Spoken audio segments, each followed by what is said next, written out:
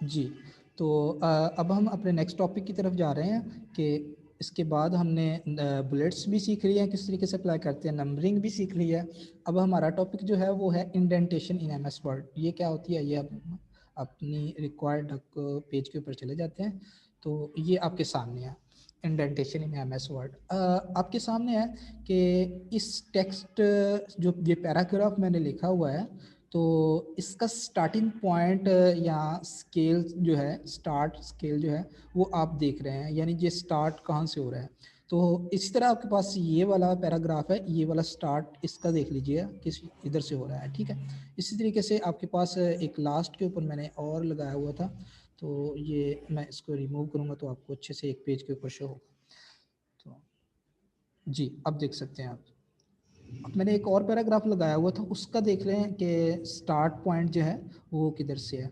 तो अगर आप इसका स्टार्ट पॉइंट चेंज करना चाहते हैं तो इसको हम बोलते हैं इंडेंट, कि हम अपने इंडेंट को डिक्रीज या इंक्रीज कर सकते हैं, ठीक है। इंक्रीज से क्या मुराद होगा कि हम इसको राइट साइड की तरफ मूव कर सकते हैं, और डिक्रीज से क्या मुराद होगा कि हम इसको लेफ्ट साइड की तरफ मूव कर सकते हैं। तो अब ये देखिएगा कि आपके पास सबसे पहला टेक्स्ट है, तो अगर मैं इसकी बात करूं कि बाय डिफ़ॉल्ट अगर आपके पास होगा तो ये इस फॉर्म के अंदर होगा। तो मैं चाहता हूं कि मैं कोई ये हम इंडेंटेशन इसलिए यूज़ करते हैं कि अगर हम आपने अक्सर देखा होगा कि एक साइड के ऊपर आपके पास इमेज लगी हुई होती है और दूसरी साइड पे आपके पास टेक्स्ट होता है, तो अक्सर ऐसा होता है। तो इसलिए ये हम इंडेंटेशन की जो टूल्स है उसको यूज़ करते हैं। तो ये किस तरीके से हम अप्लाई कर सकते हैं अपने टेक्स्ट के ऊपर, आइए अब हम इसको देख लेते हैं। तो आपने जस्ट उस पैराग्राफ के ऊपर जाके क्लिक करना है जिसके लिए आपने इंडेंटेशन करनी है, तो जस्ट उसके ऊपर उसे सेलेक्ट करने की ज़रूरत नहीं है, उसके ऊपर कहीं भी जाके आप उसे क्लिक कर दें। बस जब आप उस पैराग्राफ के ऊपर आ गए तो आपने जस्ट यहाँ पे आपको ये टूल्स नज़र आ रहे हैं, तो इसे बोलते हैं डिक्रीज इंडेंट और इसे बोलते हैं हम इंक्रीज इंडेंट। इंक्रीज से मुराद मैंने आपसे कहा है कि आपका जो पैराग्राफ होगा वो राइट साइड की तरफ मूव होना शुरू हो जाएगा, यानी जो स्पेस होगी वो लेफ्ट साइड पे छोड़ना शुरू कर देगा। और आपके पास दूसरी हमने बात की थी कि डिक्रीज इंडेंट करना चाहते तो वो मूव होना शुरू हो जाएगा आपकी लेफ्ट साइड की तरफ। तो आइए हम करके देख लेते हैं। ये देखिएगा वो राइट साइड की तरफ मूव होना शुरू हो गया, और स्पेसेस जो हैं ब्लैंक स्पेसेस वो आपकी लेफ्ट साइड पे उसने छोड़ना शुरू कर दिए हैं। तो इधर आप देख सकते हैं, ये लीजिए आपके सामने है। जितना आप लेकर जाना चाहें उसके ऊपर आपने जस्ट क्लिक करते जाना है, तो आपके पास ये मूव होता जाएगा। इवन कि आप अगर एक एक वर्ड भी लेकर आना चाहते हैं कि बस सिर्फ एक वर्ड यूज़ हो आपके यानी एक लाइन के ऊपर, तो आप वो भी कर सकते हैं।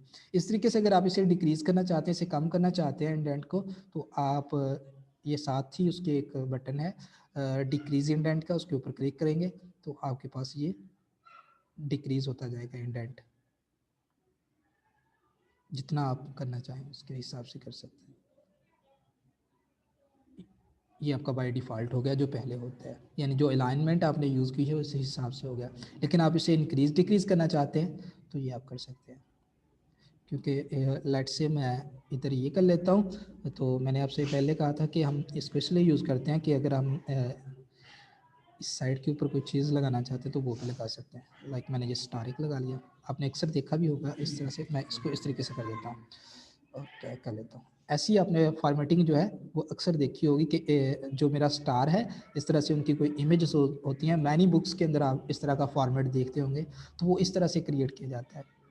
और इधर अगर हम स्टार की जगह पे इमेज लगाना चाहें तो इमेज किस तरीके से लगा सकते हैं, हम इमेज के ऊपर भी बात करेंगे, लेकिन इस लेक्चर के अंदर नहीं। इस लेक्चर के अंदर सिर्फ हमारा जो टॉपिक है वो इंडेंटेशन ही है।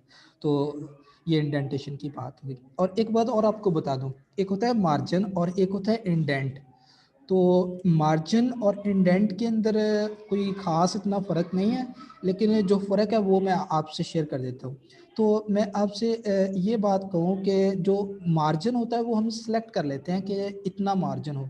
आप देख रहे हैं कि इस पेज के लेफ़्ट साइड पे भी ये ब्लैंक स्पेस हैं, और इसके राइट साइड पे भी ये ब्लैंक स्पेस हैं, और ये उसके टॉप के ऊपर भी ब्लैंक स्पेस हैं, और पक्की बात है इसके ये वाली लास्ट के ऊपर भी ब्लैंक स्पेस जो हमने पहले से सिलेक्ट की होगी। यानी कि मसलन अब मैं ये नेक्स्ट लाइन पे जा रहा हूँ, इस लाइन के बाद मैं नेक्स्ट पेज पे जा रहा हूँ, इसका मतलब है इससे आगे कोई लाइन नहीं है, हमने यहाँ तक जो है अपना जो मार्जिन जो है वो सिलेक्ट किया हुआ है। यानी ये वाली जो लाइंस है ये हमारे मार्जिन्स के अंदर है। तो ये वाली जो चीज़ें होती हैं ना जो बाय डिफ़ॉल्ट हम यूज़ कर लेते हैं कि हमारी लाइन यहाँ तक के इस्तेमाल हो, तो इसको हम इंडेंट बोलते हैं।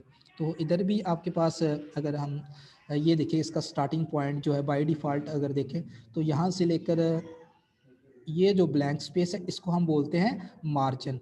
तो मार्जिन होता है कि पेज के एज से और आपके टेक्स्ट से, टेक्स्ट का पहला यानी कह लें कि करैक्टर जो है उसके दरमियान जो ब्लैंक स्पेसेस होती हैं उसे हम बोलते हैं मार्जिन।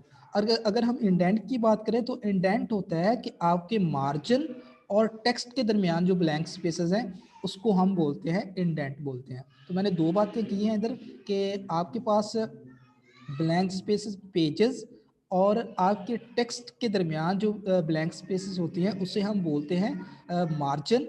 और अगर हमने कोई इंडेंट अप्लाई किया हुआ है, हम